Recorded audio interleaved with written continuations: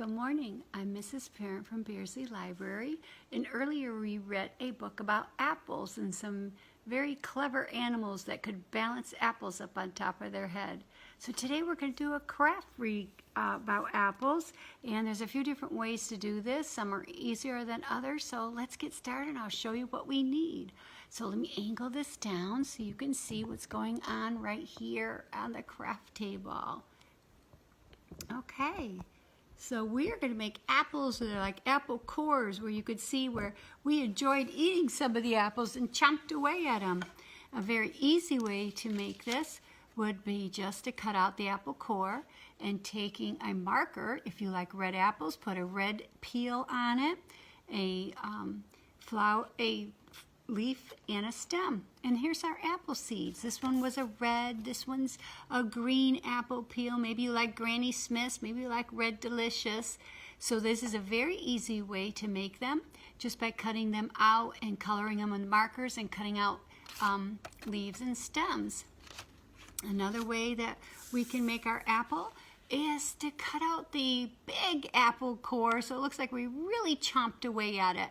And that's one of the things that we're going to do right now. Here's our green one. Let's make a red one.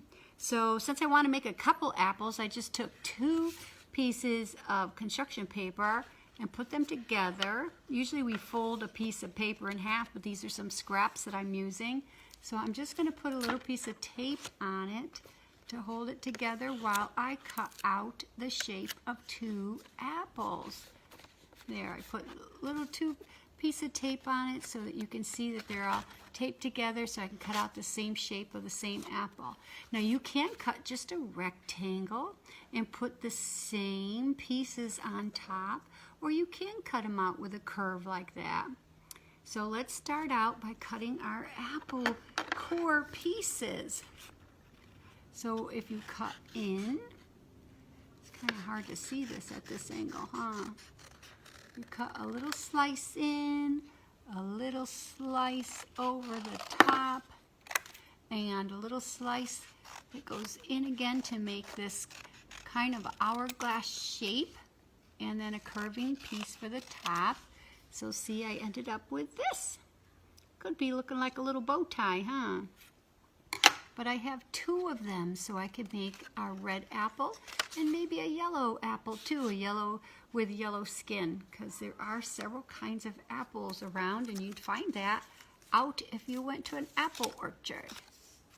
So then you could take a piece of scrap red, fold it in half, red construction paper, and you're going to make this shape for the top, where you go up and down and up again. So see how it just slopes in and then slopes down? And then we're going to make these little arcs in it to look like we have been chomping on that apple. So let's start by making the top part of this. Again, it was just a piece of paper that I folded in half. So we'll cut this up and around, and another around, so it ends up looking like this, almost like a mustache, huh? So then I can cut the little arcs out of it that look like we chopped it. They certainly don't have to be even, because when you eat an apple, you do not eat it perfectly even, do you? So we'll start at a corner, cut an arc up and down and up and down and up and down. There.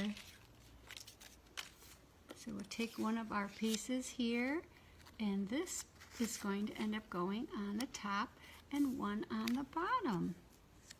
So we'll cut all our pieces out first before we glue it together. Now we need a stem. I've got brown paper here that I folded in half, and you can make your stem any kind of way you want. I kind of like to curve it. So I'll curve 2 pieces that I've cut out. That way I can have 2 stems, because I'm going to make 2 apples. Because as you can see, I already cut out my yellow for the top of this one. So I'm going to put this on here and this one down the bottom. I may have to cut this a little slimmer, because I found just a small pea scrap of yellow to use. So here's the stem for this yellow one. And so now we're going to need a leaf. You don't have to do all of this, but it's kind of fun, isn't it? So we'll take a piece of green construction paper. We could actually fold this in half also, because we're going to make 2 apples. We need 2 leaves. And leaves are easy to cut out. It's another arc and up. See that arcing up? Here, I'll cut it so you can see that shape. And then you just do the opposite the same way. Arc it and down. And then I got 2 leaves, which you can just glue on like that. You can put it any way you want on your apple. So there I've got the yellow one and the red apple ready to glue together. So we'll move all of our little scraps out of the way and get our glue stick out. And first we'll start with putting the peel on, which would be this red that we cut out.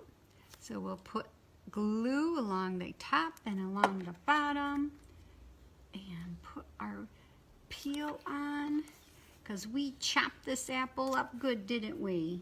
Oh, look at that, it looks great. And so then we could take our stem and just put glue on, let's see, on one side of it, and then we're going to put it underneath and then press it down, and then you can secure this by pressing it down, patting it, and then take our leaf, put some glue on the bottom of that one, and there we have our apple. Apple cores always have seeds in them. I just used a marker to make seeds on this one. I cut out little brown seeds for this one, but I kind of like using the marker. If you ever seen apple seeds, you probably have. They just look a little like little skinny, pointy things at one end and the other. And I'm just going to put 3 in mine. You can put as many as you want in the core of your apple. I know you come across several. I wonder how many are in apples.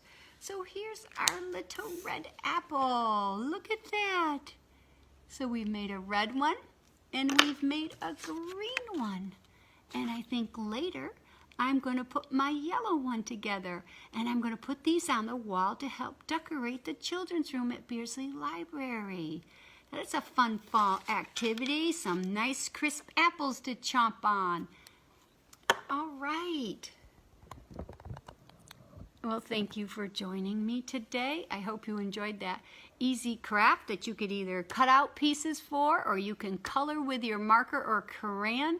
So there's a couple different ways to do this. So you take care and you have a great week, and I'll see you back here again next Wednesday.